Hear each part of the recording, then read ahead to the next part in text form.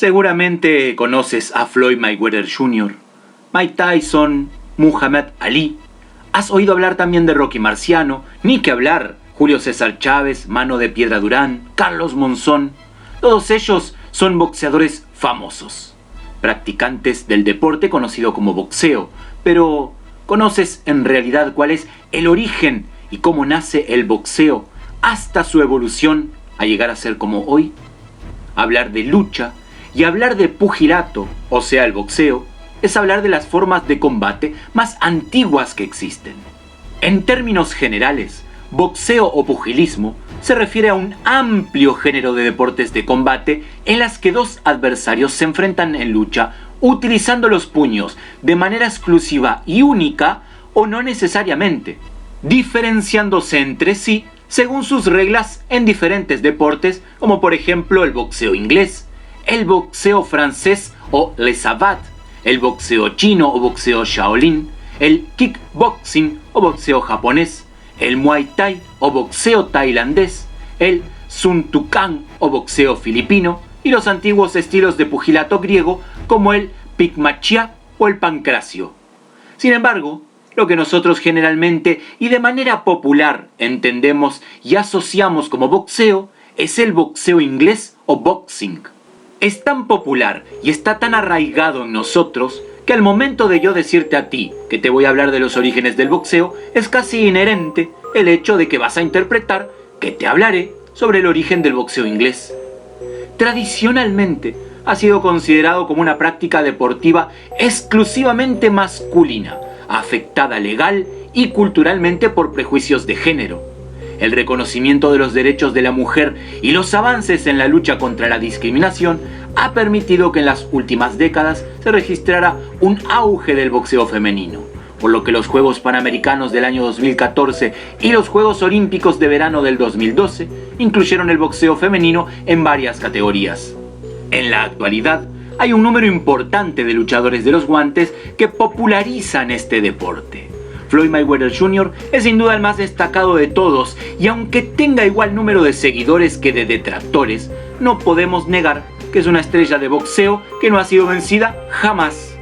Sin embargo, desde Floyd y en retrospectiva, campeones invictos legendarios, como lo fue el gran Rocky Marciano, el cual se retiró de los combates sin jamás haber conocido la derrota, todos ellos han sido lo que podemos llamar la evolución natural, lenta pero constante, de un deporte de contacto el cual le llamamos y conocemos hoy como boxeo. Pues bien, hablando concretamente de sus orígenes, debemos de afirmar que es un deporte que se ha practicado desde la antigüedad en todos los continentes, con excepción de América. Se cree que el origen del boxeo es africano, con más afluencia en la zona de la actual Etiopía, y se remonta al año 6000 a.C. Desde aquí, esta práctica se difundió primero a la civilización egipcia, donde años más tarde lo exportaron a la civilización de Creta y a Mesopotamia, desde la cual se expandió a India. Las luchas que se realizaban en sus inicios eran las llamadas riñas de puños. De allí la etimología de la palabra boxing, el cual era un concepto ya utilizado en Inglaterra en el siglo XIV. Los concursos de boxeo se han practicado desde la antigüedad. Los púgiles griegos, por ejemplo, llevaban guantes no acolchados y protecciones bajo los codos como único atuendo, ya que competían totalmente desnudos. Hacia el 688 a.C. fue aceptado como deporte olímpico. Los griegos antiguos le llamaban pikmachia. Los practicantes de estos juegos eran entrenados con unos sacos de arena llamados korikios. Los púgiles mantenían los dedos libres, llevando correas de cuero llamadas gimantes en sus manos y muñecas, y a veces también en los antebrazos para protegerlos de lesiones. La palabra boxeo comenzó a usarse en la Inglaterra del siglo XVIII para distinguir entre la lucha para resolver disputas y la lucha bajo reglas establecidas como deporte. A principios del siglo XVIII, el boxeo ya es un deporte popular en Londres y en algunas ciudades inglesas, donde se luchaba por dinero y los espectadores hacían apuestas. En Inglaterra y en esa época, esta actividad era una mezcla brutal de lucha libre y combate a puño limpio. En 1719, un luchador de Oxfordshire conocido como James Figg, es reconocido como el primer campeón de Inglaterra y reinó hasta su muerte en 1734. Lo sucedió su discípulo John Bruton, más conocido por Jack Bruton, quien mantendría la supremacía hasta el año 1750. Jack Bruton, luchador inglés a puño limpio, a la edad de 36 años, debutó en 1741 en Londres, en un torneo de boxeo con puños desnudos que cambiaría para siempre el concepto de este tipo de luchas. Bruton era un chico recio y fuerte, medía 1,80 m y pesaba casi 90 kilos. Se enfrentó a George Stevenson, un luchador que llevaba ya tiempo en este mundo. Stevenson era conocido en este deporte por su rapidez y porque tenía mejor juego de piernas que su contrincante.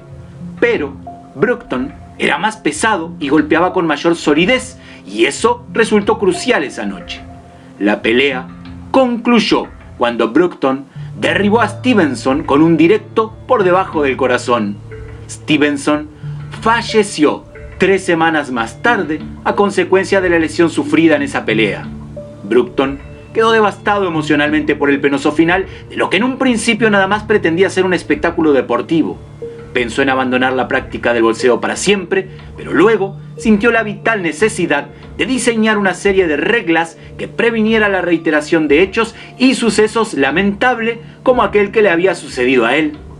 Fue entonces quien, por primera vez, organizó en esta disciplina un conjunto de 7 reglas, creando con ellas lo que serían las primeras directrices de este deporte. Estas reglas empezó a aplicarlas en un principio en el Coliseo del cual era propietario, y además era referencia para muchos luchadores de la época, ya que era el más grande e influyente del momento. Jack Bruton recogió estas 7 reglas en un reglamento con el que pretendía convertir el boxeo en un deporte más humano y científico, dotándolo así con un enfoque técnico y metódico y optimizando los golpes y los desplazamientos. Estas 7 reglas evolucionaron más tarde en lo que serían las reglas del cuadrilátero del Premio de Londres, que son consideradas como las primeras piedras básicas de este deporte, que más adelante se convertiría en el deporte que hoy conocemos, siempre teniendo en cuenta de que estas reglas fueron las que antecedieron al desarrollo de las reglas del Marqués de Queensberry en la década de 1860.